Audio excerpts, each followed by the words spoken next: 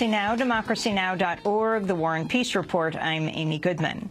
Thousands of demonstrators rallied nationwide Saturday, a week after the acquittal of George Zimmerman in the shooting death of unarmed African-American teenager Trayvon Martin. In New York City, Trayvon Martin's mother, Sabrina Fulton, addressed a rally of hundreds in front of police headquarters. As I sat in the courtroom, my Lord, it made me think that they were talking about another man. And it wasn't. It was a child who thought as a child, who acted as a child, who behaved as a child. And don't take my word for it. He had a drinking candy. So not only do I vow to you to do what I can for Trayvon Martin, I promise you I'm going to work hard for your children as well, because it's important. Sabrina Fulton was joined by speakers including the Reverend Al Sharpton. The musicians Jay-Z and Beyonce were among those in attendance, drawing calls from the crowd of boycott Florida after Stevie Wonder's announcement last week. Wonder said he won't perform in any state with Stand Your Ground laws in effect.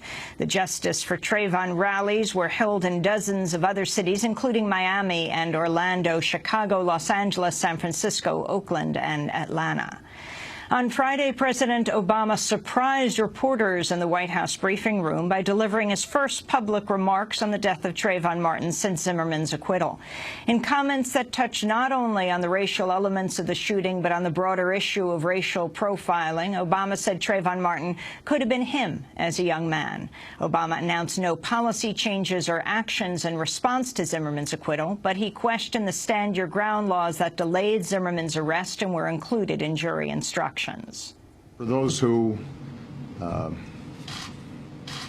resist that idea that we should think about something like these Stand Your Ground laws, I just ask people to consider, if Trayvon Martin was of age and armed, could he have stood his ground on that sidewalk? And do we actually think that he would have been justified in shooting Mr. Zimmerman, who had followed him in a car, because he felt threatened?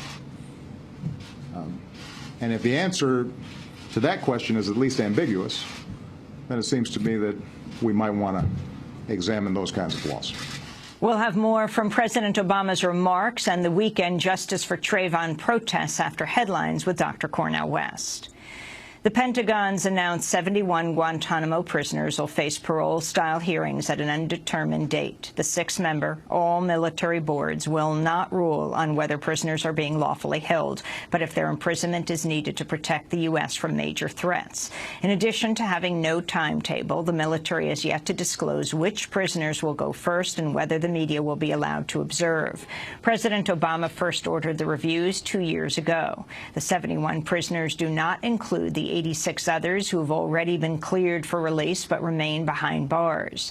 The news comes amidst a prolonged hunger strike by Guantanamo prisoners, with at least 46 being force-fed. The Foreign Intelligence Surveillance Court has authorized a new round of bulk surveillance on the phone data of calls in the United States. The last order was among the many disclosures of NSA whistleblower Edward Snowden when the surveillance story broke last month. The order, Snowden revealed, expired on Friday.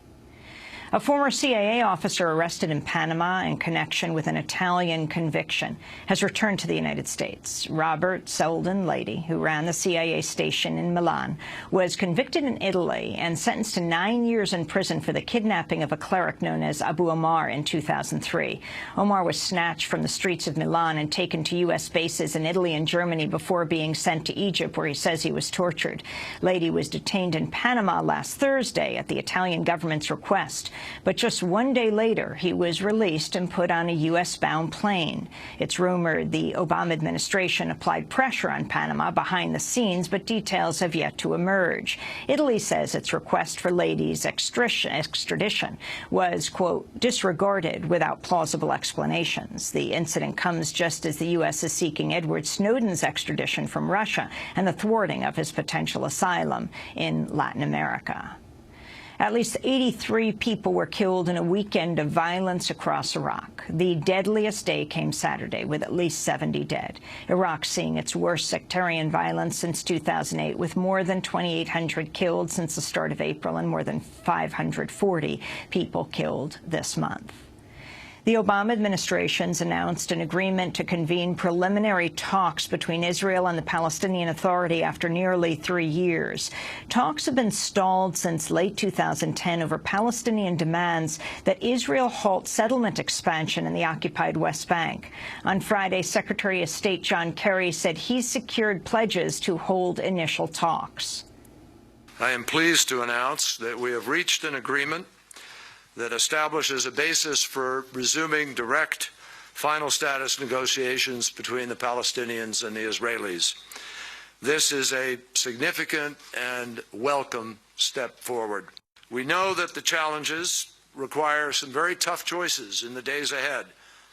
Today, however, I am hopeful. Kerry says he expects to host officials from both sides in the coming weeks. The Palestinian Authority has already played down the agreement, saying it won't begin formal negotiations until Israel meets its demand to freeze settlement expansion.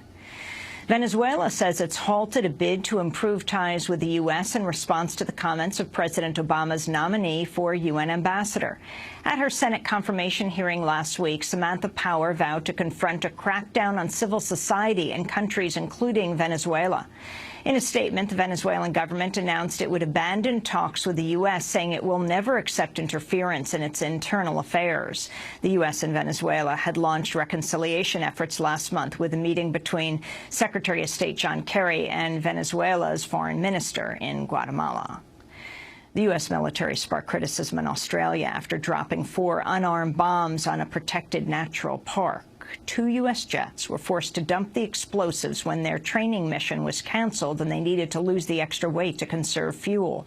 The inert bombs were dropped on the Great Barrier Reef Marine Park, a highly sensitive environmental area. The U.S. Navy says it's planning a mission to recover the bombs. Environmentalists and anti-war activists had already been protesting the training missions, which come as part of annual U.S.-Australian war games. Larissa Waters, an Australian senator, said, quote, "Have we gone completely mad?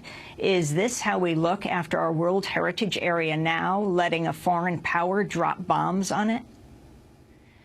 Japan has acknowledged for the first time the Fukushima Daiichi nuclear power plant has leaked contaminated water in the sea.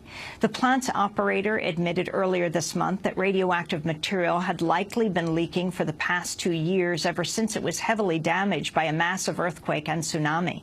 Radiation levels have spiked in groundwater surrounding the plant, but officials say the leak has been contained to the surrounding bay. Chinese state media reports a series of earthquakes in the rural western province of Gansu today have killed at least 75 people. Hundreds of others were injured. According to the U.S. Geological Survey, the initial quake had a magnitude of 5.9. A Michigan judge has ordered Detroit to withdraw the city's bankruptcy petition because it could cut the pensions of retired public employees, thereby violating the state's constitution. Michigan's Attorney General quickly appealed the ruling after it came down Friday. Detroit last week became the largest city in the United States to file for bankruptcy, with unpayable debts estimated at $18 billion. About half of those debts are in unfunded pensions and benefits to thousands of public workers and retirees. Speaking on Fox News Sunday, the Detroit emergency manager, Kevin Orr, said pension cuts are inevitable. We're going to have a dialogue with the pension funds about what we can do. And there are 2 different funds, police and fire and general services, and they may have different levels of funding. And all we're talking about in this restructuring is the unfunded component of those pension funds. So I want to be clear.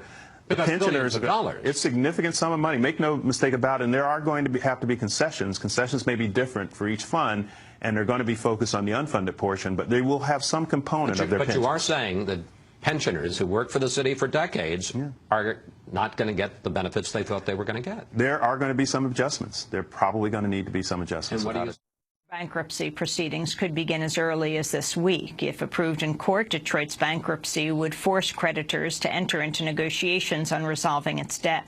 Michigan's Republican Governor Rick Snyder has downplayed the prospect of a bailout from Washington, saying he will not seek the federal government's help. A federal appeals court has ordered a New York Times reporter to testify in the criminal trial of an ex-CIA officer accused of being his source. Prosecutors believe Jeffrey Sterling gave the New York Times' James Risen information on the CIA's role in disrupting Iran's nuclear program. A federal judge previously threw out a similar subpoena leveled at Risen, but the Obama administration appealed. In a divided 2-to-1 opinion, the Court of Appeals for the Fourth Circuit ruled on Friday that James Risen must testify because the First Amendment does not protect reporters who receive unauthorized leaks from testifying against their sources. In a dissent, Judge Roger Gregory said, quote, "The majority exalts the interests of the government while unduly trampling those of the press, and in doing so severely impinges on the press and the free flow of information in our society," he wrote. James Risen has vowed to go to prison rather than testify and to bring his appeal before the Supreme Court.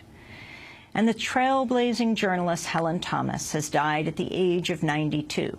Widely known as the Dean of the White House Press Corps, Helen Thomas became the first woman assigned to the White House full-time by a news service when she began to cover the Kennedy administration.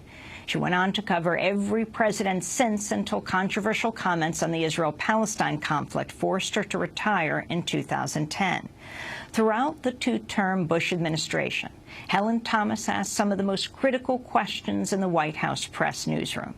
She challenged the administration on issues including the Iraq War and its massive civilian toll, the threat of an attack on Iran, the refusal to sign a cluster bomb treaty, the ongoing killings of Afghanistan civilians, and its critical support for Israel's attacks on Gaza and Lebanon. In July 2007, President George W. Bush reverted to a presidential press conference tradition he'd long ignored, giving Thomas the first question. Now I'll be glad to answer a few questions, starting with Ms. Thomas.